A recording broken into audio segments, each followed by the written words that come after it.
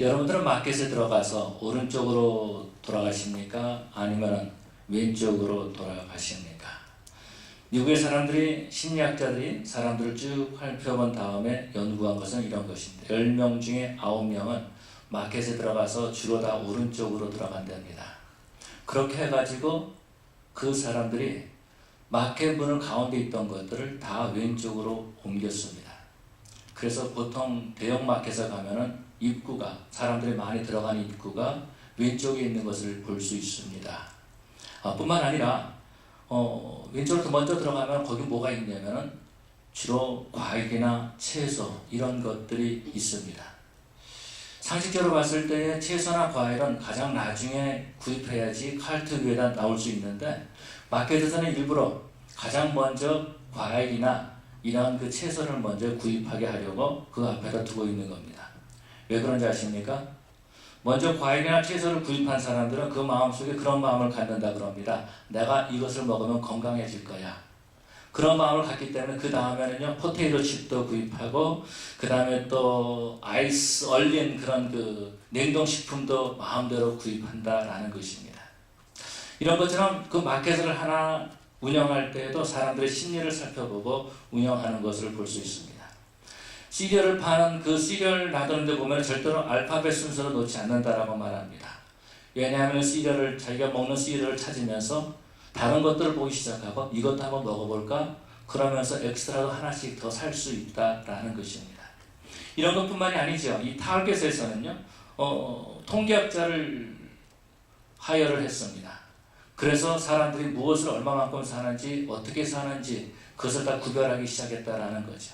타겟에서 시작된 것이 어떤 것이냐면, 혹시 여러분들의 그 키체인에도 혹시 있을지 모르겠는데 조그만 플라스틱 같은 것이 있죠.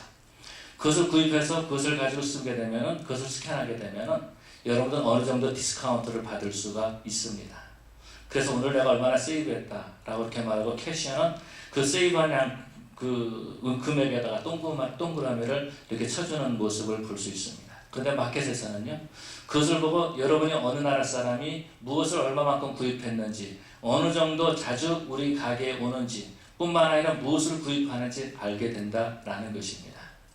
그것뿐만이 아니죠. 만약에 어떤 사람이 다이퍼를 구입하기 시작했으면 그 마켓에서 생각을 한다라는 것입니다. 이 집에 아이를 낳구나 라는 것을 알기 시작하고, 그 통계를 가지고 이번에는 몇 살짜리, 몇 개월짜리 다이퍼를 놔야 되고, 그리고 그 통계를 가지고 이번에는 이유식을 하게 되니까 어느 정도의 물품을 어느 정도 갖다 놔야 된다라는 것을 알고 진열을 한다라는 것입니다. 세상에서 장사를 할 때도 이렇게 열심히 연구하고, 그러고 사람들을 조사를 하고 판단하는데, 그런데 우리는 어떻게 신앙생활을 하고 있습니까? 우리는 과연 얼마나 성경을 읽고, 얼마나 성경을 알고, 얼마나 성경을 배우고, 얼마나 하나님의 말씀에 관심을 가지면서 우리가 신앙생활을 하고 있습니까? 요즘 보면 세상에서 IS의 문제 때문에, 또한 테러 때문에 사람들이 괴로워하고 힘들어하고 있는 모습을 볼 수 있습니다. 얼마 전에도 샌버나디노에서, 우리가 가까이 있는 샌버나디노에서 테러다 이렇게 사람들이 정의를 내리고 있는 것을 볼 수 있죠. 사람들은 그래서 사람들이 많이 모이는 곳에 이제는 가기가 두렵다라고 말하고 있습니다. 그런데요, 그 테러를 준비할 때 사람들은 얼마나 많은 준비를 한지 모른다라는 거죠. 사람들을 시키고 훈련시키고 그게 정신교육을 시키고 난 다음에, 그런 다음에 테러에 동참할 수 있도록 한다라는 것입니다. 우리가 그리스도인으로서, 그리스도의 군병으로서 우리는 얼마나 하나님의 말씀에 대해서 바로 알고 있고 하나님께 얼마나 헌신하면서 살고 있는가, 우리 자신을 한번 살펴볼 필요가 있다라는 것입니다. 12월 달이 되면 우리는 크리스마스라고 말합니다. 이 크리스마스 때 우리는 뭘 생각합니까? 우리는 교회 다니면서 크리스마스라고 하면서 어떤 것을 생각하면서 이 크리스마스를 준비하고 있습니까? 장사하는 사람들은 그렇게 생각할지 모릅니다. 이 크리스마스 때는 내가 대목을 봐야 되니까 내가 크리스마스 때 이런 물건을 많이 갖다 놔야 되겠다라고 말하고 있습니다. 그런데 여러분, 이 크리스마스 시즌에 하나님께서 내게 은혜를 주실 것에 대해서는 우리가 얼마나 준비하고, 얼마나 우리가 하나님의 말씀에 익숙하고 그 말씀에 들어가려고 애쓰고 있습니까? 혹시 여러분들께서 오늘의 말씀을 가지고 큐티를 하시는 분이 계실지 모르겠는데, 여러분에게 다 나눠드렸습니다. 한 사람 앞에 하나씩 가져가십시오 라고 말씀을 드렸는데, 얼마나 있는지는 모르겠습니다. 근데 어제 이야기에 이런 이야기가 있습니다. 찰스 슐즈의 그 이야기죠. 그 스누피라고 하는 그런 그 만화를 만들고 만화 영화를 만들었던 그런 분의 이야기입니다. 이분이 얼마 전에 제가 기억하기에는 사나바바라 쪽에서 마지막 임종을 맞이하고 세상을 떠났던 말을 들었습니다. 1965년도에 TV에 이 스누피의 그 영화를 만들 때 크리스마스 스토리를 만들기 시작했습니다. 그때에 이런 내용이 나옵니다. 크리스마스가 뭐지? 라고 이렇게 말해봤을 때에 그 친구가 크리스마스는 이런 거야 라고 하면서 누가복음 2장에 있는 말씀을 말해주는 겁니다. 그런데 방송에서는 그것을 거절했습니다. 이 성경 구절을 집어넣으면 사람들이 보지 않을 겁니다. 시청률이 떨어질 것입니다 라고 말했어요. 그런데 이 슐즈는요, 찰스 슐즈는 절대로 여기서 포기하지 않고 끝까지 주장해가지고 그것을 TV에다 내보냈습니다. 놀라운 사건이 일어났다 그러죠. 해마다 그것을 크리스마스 스토리를 재방송하는 일들이 오늘날까지 이어지고 있다라고 말합니다. 그런데 오늘날 보면 이 크리스마스가 상당히 왜곡되어 있는 그런 모습들을 볼 수 있습니다. 오래전에 카드를 사러 가면 메리 크리스마스라고 하는 그런 카드를 살 수가 있었습니다. 그런데 요즘은요, 그런 카드를 구하기가 힘든 그런 모습들을 볼 수 있죠. 메리 크리스마스라고 하는 카드보다는 해피 할리데이라고 하는 그 카드가 많이 있는 것을 볼 수 있습니다. 예수님을 빼버린 크리스마스가 되고 있다는 거죠. 의도적으로 장사를 하는 사람들은요, 의도적으로 예수님이 없는 크리스마스를 지금 만들어가고 있다는 것입니다. 그런데 거기에 많은 크리스찬들은 그것을 깨닫지 못하고 그것에 동조하고 휩쓸려가고 그러면서 예수님을 잃어버리는, 예수님이 없는 그런 크리스마스를 지내는 그런 안타까운 모습을 볼 수 있습니다. 그렇기 때문에 오늘부터 3주에 지나서 이 크리스마스 데이에 대해서 한번 생각하고 은혜를 나누기를 원합니다. 오늘 첫 번째로 마리아에 대한 이야기죠. 천사가 마리아를 찾아갔습니다. 그리고 마리아에게 말하는 겁니다. 하나님의 은혜가 네게 임했다라고 말하면서 네가 아들을 낳을 것이다 라고 말하는 거죠. 마리아여, 네가 아들을 낳으니 그 이름을 예수라 하라, 이렇게 말씀하고 있습니다. 이 말씀은 이사야서 7장 14절에 있는 말씀이죠. 보라, 처녀가 잉태하여 아들을 낳을 것이요 그 이름을 임마누엘이라 하리라 라고 하는 그 말씀을 인용해서 천사가 마리아에게 하시는 그런 말씀입니다. 옛날 성경에 보면 그런 말씀이 있습니다. 옛날 성경에 보면은요, 처녀가 잉태하여 아들을 낳을 것이요 그 이름을 임마누엘이라 하리라 하면서 그 처녀라는 말에 젊은 여자라고 하는 그런 주석이 달려있는 것을 볼 수 있습니다. 아마도 옛날 성경을 읽으셨던 분들은 그것을 볼 수 있었을 것입니다. 처녀라는 그 말이 이 히브리 말에는 두 가지의 용어가 있습니다. 첫 번째는 부툴라라고 하는 용어입니다. 부툴라라고 하는 말은 어떤 말이냐면은 이것은 처녀라는 말입니다. 법적인 처녀를 말해주고 있는 것입니다. 결혼하지 아니했으면 이 사람은 부툴라라는 것입니다. 남편이 없으면 부툴라라는 것입니다. 그래서 처녀가 아이를 가졌어도요, 법적으로 처녀라는 것입니다. 처녀가 아이를 낳고 그 아이를 키우고 있어도 법적으로 결혼한 사람이 아니면 그 사람은 부툴라라 이렇게 불렀다라는 것입니다. 그런데 이사야서 7장 14절에 있는 말씀은 그런 부툴라라는 말을 쓴 것이 아니라 알마라고 하는 그런 단어를 썼습니다. 알마라고 하는 단어는 젊은 여자라는 말입니다. 젊은 여자인데 어떤 젊은 여자는 순결한 여자라는 거죠. 남자를 알지 못하는 여자라는 것입니다. 그래서 그 알마라는 단어를 쓰고 있는 것을 볼 수 있죠. 이 단어는 오래전에 창세기에서 그 처음에 그 리브가를 만났을 때 리브가를 그 처녀라, 알마라 이렇게 표현한 것을 볼 수 있습니다. 여러분, 처녀가 아이를 낳는 것이 가능할까요? 부툴라가 아이를 낳는 것은 가능하지만 알마가 아이를 낳는다는 것은 불가능하다는 것입니다. 그런데 우리 하나님께서 왜 이렇게 불가능한 일을 예언해주고 계시고 그것을 지금 말씀하고 계실까요? 뿐만 아니라 그 알마가 되는 마리아에게 찾아가서 왜 그 마리아에게 네가 아들을 낳을 것이니 그 이름을 예수라 하라 이렇게 말씀하실까요? 우리 하나님께서는요, 이 땅을 구원하시는데 사람의 힘이나 자연의 어떤 법칙이 아니라 하나님의 홀로 역사하시는 그 모습을 보여주기 위해서 기적적으로 예수님이 이 땅에 태어나심을 말씀하고 계시는 줄로 믿습니다. 처녀로 잉태돼야지만 예수님께서 사람의 그 몸을 입고 오시지만 죄가 없으시다라는 것입니다. 인성과 신성을 두 개를 다 포함할 수 있는 그런 인품으로 오신다라는 것입니다. 그렇기 때문에 우리 예수님은 처녀를 통해서 이 땅에 오신다라고 말씀하고 있어요. 그런데 오늘 본문에서 보니까 이렇게 말씀하고 있습니다. 이 마리아는 마지막 절에 말씀하시기를 주의 여종이오니 말씀대로 내게 이루어지이다 이렇게 말하고 있습니다. 여러분 곰곰이 한번 생각해 볼 필요가 있다는 거예요. 하나님의 말씀이 그대로 마리아에게 임하면 어떻게 될까라는 겁니다. 이건 큰일 날 일이다라는 겁니다. 하나님의 말씀이 그대로 마리아에게 임했을 때에 마리아가 당하는 고통은 이루 말할 수 없다라는 것입니다. 여러분 사라가 임신한 거예요. 여러분 이것은 축하할 일 아닙니까? 아브라함의 아내가 사라가 임신했어요. 이건 축하할 일입니다. 아이를 낳지 못하던 여자가 아이를 낳게 됐어요. 얼마나 경사입니까? 뿐만 아니라 6개월 전에 이 가브리엘 천사가 엘리사벳에게 갔을 때에도 그 엘리사벳이 잉태했다라고 말해주고 있어요. 이것은요 가족의 기쁨이고 가정에 있는 경사라는 것입니다. 축복이에요. 많은 사람이 축복할 수 있는 일이다라는 것입니다. 그것뿐만이 아니죠. 삼손의 어머니 마노아의 아내도 보면 그 임신했을 때에 이것은 축복이다라는 것입니다. 그러나 마리아는 그렇지 않다라는 거예요. 마리아는 알마라는 겁니다. 처녀라는 겁니다. 그 처녀가 잉태했을 때 어떤 일이 납니까? 아마도 이 말을 들었을 때에 마리아는요 자기를 보고 실망하는 그 아버지의 얼굴이 떠올랐을지 모르겠어요. 그렇게 자기를 아끼고 키웠었는데, 그렇게 자기를 사랑했었는데, 자기를 그렇게 믿어줬었는데 자기를 보고 실망하는 그 아버지를 그런 느꼈을지 모른다라는 겁니다. 뿐만 아니라 자기를 그렇게 애써서 감싸주면서 자기 신앙에 교훈을 줬던 그 어머니가 안타까운 마음으로 마리아를 보는 그 얼굴, 그 눈빛을 이 마리아는 생각했을지 몰라요. 동네 사람들이 보고 어떤 마음을 가졌을까요? 더 나아가서 마리아는요 요셉과 정혼한 사이라고 말해주고 있습니다. 그런데 그 정혼한 마리아가 요셉에게 버림을 받게 된다는 거예요.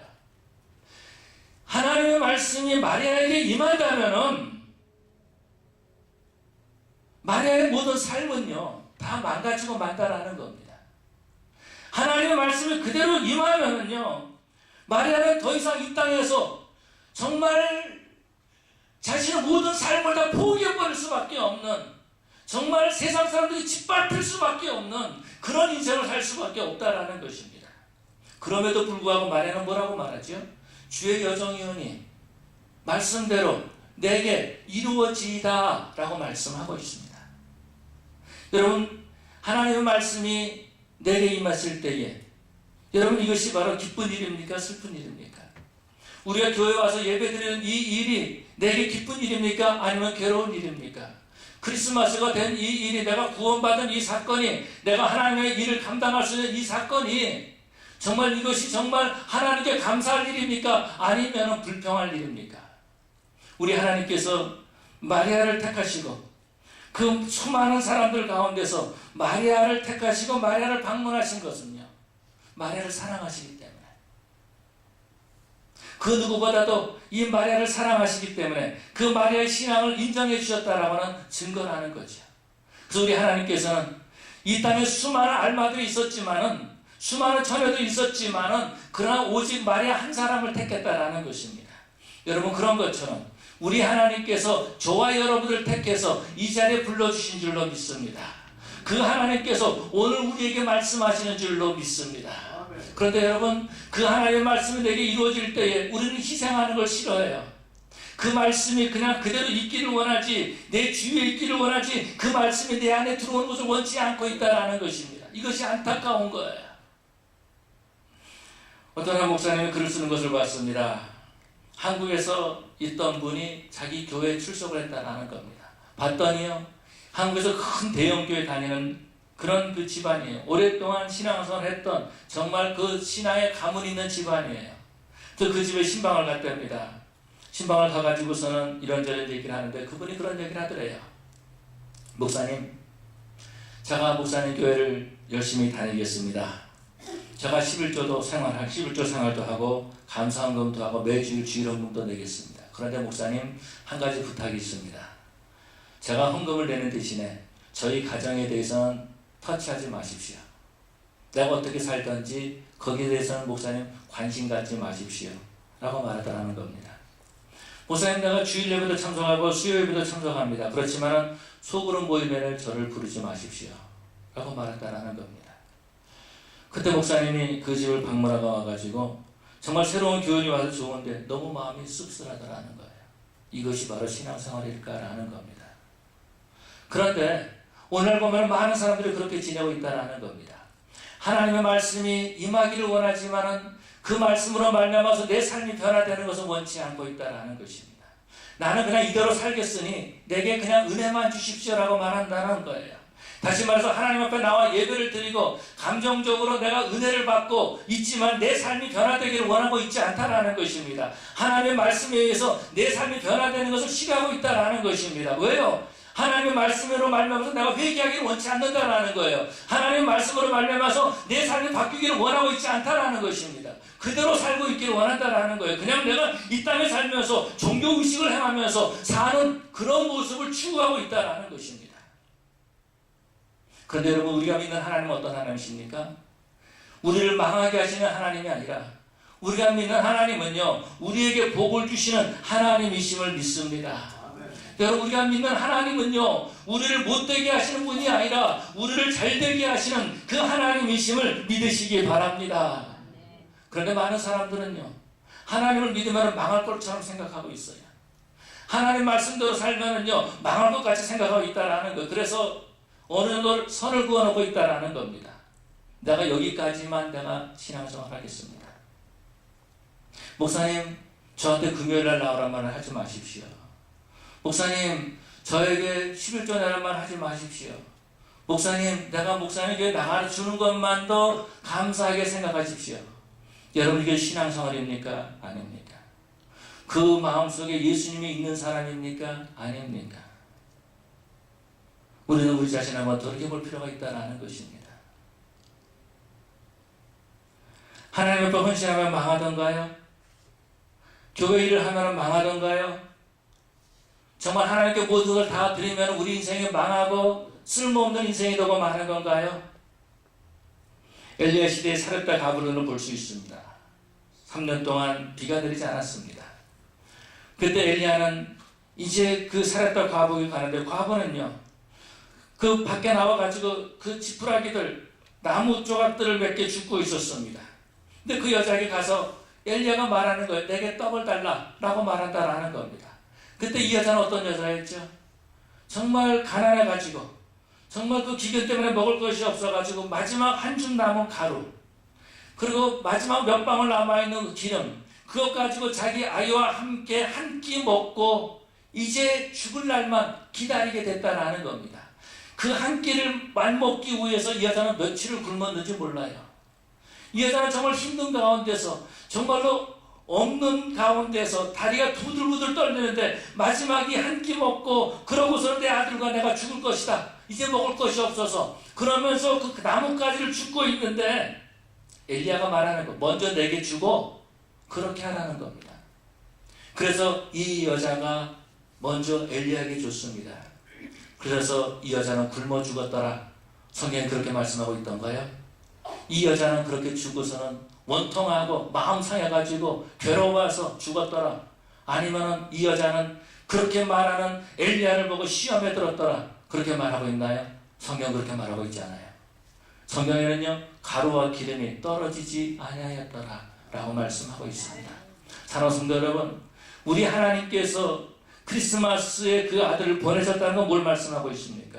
오늘도 우리 하나님께서 우리 가운데 임하기를 원하신다라는 겁니다. 말씀으로 역사하기를 원하신다라는 것입니다.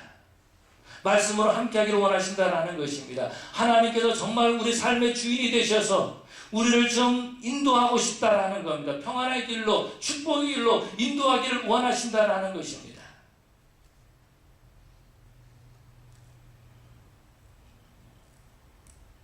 좋으시는 분이 계셔가지고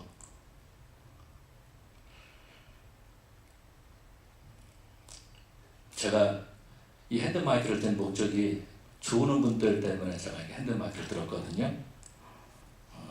이제는 핸드마이크를 들어도 주무시니까 뭘 어떻게 해야 될지 모르겠네요. 따라갈 수도 없고 찾아갈 수도 없고.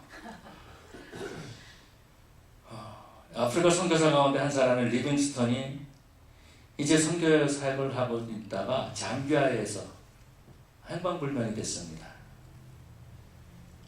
행방불명이 돼가지고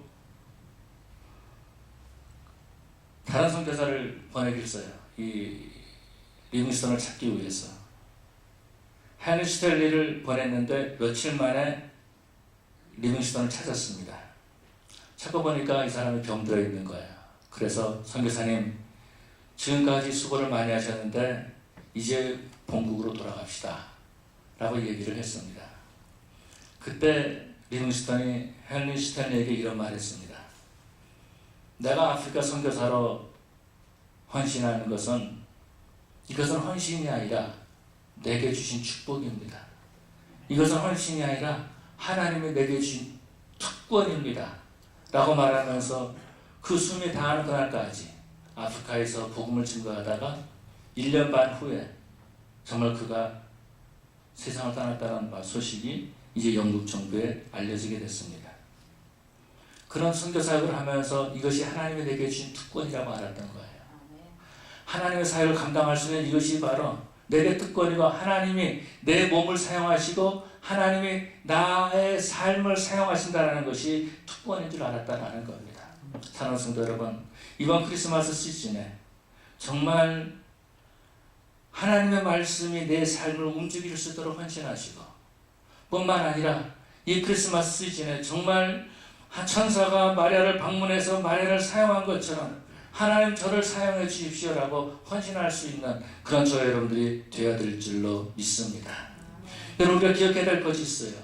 그것은 어떤 것입니까? 주의 말씀대로 이루어지이다 라는 겁니다. 주의 말씀대로 이루어지이다. 여러분, 하나님의 말씀은요, 살아있고 운동력 있는, 지금도 살아서 역사하시는 하나님의 말씀인 줄로 믿습니다. 오늘 많은 사람들은 하나님의 말씀을 믿는다라고 말해요. 근데 정말로 하나님의 말씀을 믿습니까? 정말로 하나님의 말씀을 믿습니까? 과학자들이 하나님의 말씀을 믿지 않는다라고 말합니다. 그런데요, 오늘 보면 과학이 발달되면 발달될수록 그 과학이 하나님의 말씀의 사실이라는 것을 증거해주고 있습니다. 그래, 누가 하나님의 말씀을 안 믿습니까? 교회 다니는 사람들이 하나님의 말씀을 안 믿어요. 교회 다니는 사람들이. 하나님의 일을 한다는 사람들이 하나님의 말씀을 안 믿습니다. 하나님의 일 때문에 교회에 모여서 회의하는 그 사람들이 하나님의 말씀을 안 믿고 있다는 거예요. 그렇기 때문에 인간적인 방법을 생각하고 인간적인 뭔가를 자꾸 해보려고 애쓰는 안타까운 모습을 보게 됩니다. 그때 우리 하나님께서 마음 아파하시는 거예요. 아파하시는 거예요. 하나님께서 이 세상에 예수 믿지 않는 사람들을 보고 마음 아파하시는 것이 아니라 교회 안에서 하나님을 믿지 않는 사람들을 보고 하나님의 말씀이 그대로 이루어질 것을 믿지 않는 그런 모습을 보고 그렇게 믿지 않으면서도 예배합니다, 찬양합니다 하는 그 모습을 보고 마음 아파하신다는 것입니다. 마리아는요, 하나님의 말씀이 내게 이루어지다라고 믿었습니다. 그 말씀이 내 안에서 역사하기를 원했어요. 내가 피해를 입어도, 내가 사람들에게 짓밟혀도, 아니 내가 요셉에게 파혼당해도, 엄마 아빠를 실망하는 그런 일이다 할지라도 하나님의 말씀이 내게 이루어져서 내가 하나님의 뜻대로 쓰임받기를 원합니다라고 헌신하는 그런 모습을 보게 되죠. 여러분, 그런 것처럼 우리 하나님께서 마리아를 찾아가신 것처럼 오늘도 우리를 찾아와 주시는 하나님이신 줄로 믿습니다. 오늘도 찾아와 주셔서 오늘도 우리에게 말씀하고 계시는 거예요. 내가 너를 사용하기를 원한다고. 내가 너를 사용하기를 원한다고. 그런데 우리는요, 하나님 나라에 쓰임받는 것에 대해 두려워하고 있어요. 떨고 하고 있어요. 무서워하고 있다라는 것입니다. 그렇기 때문에 신앙생활 한다고 하지만 형식으로 부딪힐 때가 너무나 많이 있다라는 것입니다. 말은 해요. 그런데 행함이 없다라는 것입니다. 마리아는요, 행함이 있는 믿음을 가졌습니다. 자신을 온전히 헌신하는 그런 믿음을 가졌다라는 것입니다. 5일 전 이야기입니다. 전에 있던 교회에서 있었던 일이에요. 좀 상처가 됐던 일인데 제가 실수를 했던 거죠. 교회 폐임원이 힘들게 됐습니다. 아시는 분들도 계시니까 폐임원이 힘들게 돼서 어려웠어요. 그랬는데 장로님을 통해서 집사님들이 그런 얘기를 저한테 건의를 했습니다. 목사님, 예배당 파십시다. 폐임원이 힘들어서 예배당 파십시다 했을 때 저는 속으로 좋았어요. 이제 물질적인 것으로 해방되나 봐도 이거 팔면 얼마 남을 수 있는데 라는 생각을 가졌어요. 그런데 하나님 앞에 그 문제를 가지고 기도했는데 아니더라고요. 저한테 주시는 말씀은 이런 거였어요. 너는 뭘 했냐라는 겁니다. 너는 뭘 했냐라는 거예요. 폐먼이 힘든데 너는 뭐 했냐라는 겁니다. 나야 뭐 하루 살기 잘 먹고 잘 지냈지. 그런데 순간 그런 생각이 드는 겁니다. 그렇게 말했던 분들이 예배당을 구입할 때에 안 계셨던 분들이에요. 헌금하셨던 분들이 아니에요. 헌신하셨던 분들이 아니에요. 그런데 그분들이 페이먼이 힘드니까 예배당을 팝시다라고 하는 거예요. 그래서 한번 모였습니다. 모여가지고 쭉 이런 얘기를 하는데 제가 꼭 하지 말아야 될 얘기를 했습니다. 정말 하지 말아야 될 그 말 한마디에 교회가 완전히 그냥 뭐 큰일 났어요. 그때 이런 얘기를 했습니다. 집사님들 예배당에 건물 페이먼이 힘들면은 집이라도 팔아서 교회 헌금하고 페이먼 해야죠. 라고 했더니 집 가지고 계신 분들은 다 떠나셨어요. 여러분, 하나님께서는 우리 삶에 관여하기를 원하고 계세요. 그런데 우리는요, 이것만 아닙니다. 하나님, 다른 건 몰라도 이거 집만큼은 이건 아닙니다. 우리는 그러고 지내고 있다고요. 하나님, 다른 건 몰라도 요거는 건드리지 마십시오. 그러면서 우리가 신앙생활하고 있지는 않습니까? 마리아는 주의 여종이오니, 주의 계집종이오니, 주의 말씀대로 내게 이루어지이다 라고 고백하는 것을 볼 수 있습니다. 여러분, 우리가 하나님께서 너를 방문하신 이 사건이 기쁜 일입니까? 즐거운 일입니까? 원통할 일입니까? 아니면은 정말로 하나님 앞에 감사할 일입니까? 우리는 하나님의 일을 감당하는 것에서도 감사하는 자들이 되어야 될 줄로 믿습니다. 기쁨으로 하나님의 일을 감당하게 될 때에 하나님 나라에 쓰임받는 일꾼이 될 줄로 믿습니다. 크리스마스 때가 되면요, 세상 사람들은 기뻐해요. 교회에 오면 슬퍼하는 모습들을 보게 됩니다. 여러분, 정말 주님이 이 땅에 오심을 감사하고 기뻐하는 그런 성도들이 되어야 될 줄로 믿습니다. 잃어버렸던 기쁨을, 정말 잃어버렸던 기쁨을 우리가 회복해야 된다는 거죠. 크리스마스 때가 돼가지고 선물을 받으니까 감사하는 것이 아니라 정말로 예수님이 이 땅에 오셔서 나를 위해서 죽으시고 나를 위해서 십자가를 지기 위해서 오셨다는 그 사건, 나를 위해서 나를 하나님의 자녀 삼아주기 위해서 오셨다는 그 사건을 바라보고 우리는 기뻐하는 자들이 돼야 될 줄로 믿습니다. 삼성에서 이제 판매 사원을 뽑고 있는데요, 경력직의 사원을 뽑았답니다. 그 사람들이 쭉 와서 인터뷰를 하는데 전혀 경력이 없는 한 사람이 왔습니다. 그래서 그 사람한테 물어봤습니다. 당신은 경력도 없는데 여기 왜 지원했습니까? 라고 했더니 최종원이라는 사람인데요, 이 사람이 했던 말이 나는 대한민국에서 제일로 잘 웃습니다. 허허허 하고 웃었다는 겁니다. 그런데 그 사람이 뽑힌 거예요. 그러고 난 다음에 그 중역들이 도대체 저 인간이 어떤 사람인가? 라고 하면서 살펴봤답니다. 그런데 이 사람은 항상 웃는 거예요. 항상 기쁨으로 자기를 감당한다는 것입니다. 그래가지고 2개월 만에 그 매상을 1억 5천 원, 달러가 아니고 1억 5천 원을 올렸다는, 1억 5천 원이면 어느 정도냐면 거기서 열심히 잘하는 그 판매 사원이 1년 동안 팔 수 있는 그런 수입, 그런 그 액수다라고 말하고 있습니다. 이 사람이 웃음 하나로 삼성에서 쓸모 있는 사람이 된 거예요. 쓸모 있는 사람이. 여러분, 우리는 이 땅에 살면서 쓸모 있는 사람이 되어야 되는 거. 어디를 가든지 쓸모 있는 사람이 돼야지 쓸모 없는 사람이 돼서는 안 된다는 것입니다. 교회에서도요, 쓸모 있는 사람이 돼야지 쓸모 없는 사람이 되면 안 되는 거예요. 하나님 나라에도 쓸모 있는 일꾼이 돼야지 쓸모 없는 일꾼이 돼서는 안 된다는 것입니다. 이 세상에서도 쓸모 없는 일꾼은요, 그냥 내보내요. 연말이 되면은요, 사원들을 정리를 합니다. 다 나가라고 말합니다. 쓸모 없으면은. 여러분, 우리는요, 하나님께서 우리를 부르신 데 대해서 감사하고 정말 하나님께서 나를 쓰심에 대해서, 하나님께서 내 가정을 쓰시고 내 인생을 쓰심에 대해서 감사하는, 기뻐하는 그런 성도들이 되어야 될 줄로 믿습니다. 아멘. 저는 본문을 준비하면서요, 하나님께서 저한테 어떤 한 사건을 기억하게 하시더라고요. 바로 그것은 이런 거였습니다. 제가 한때 굉장히 많은 불평을 하고 있었어요. 하나님, 뭡니까 이게? 나를 이러려고 목사 세우셨습니까?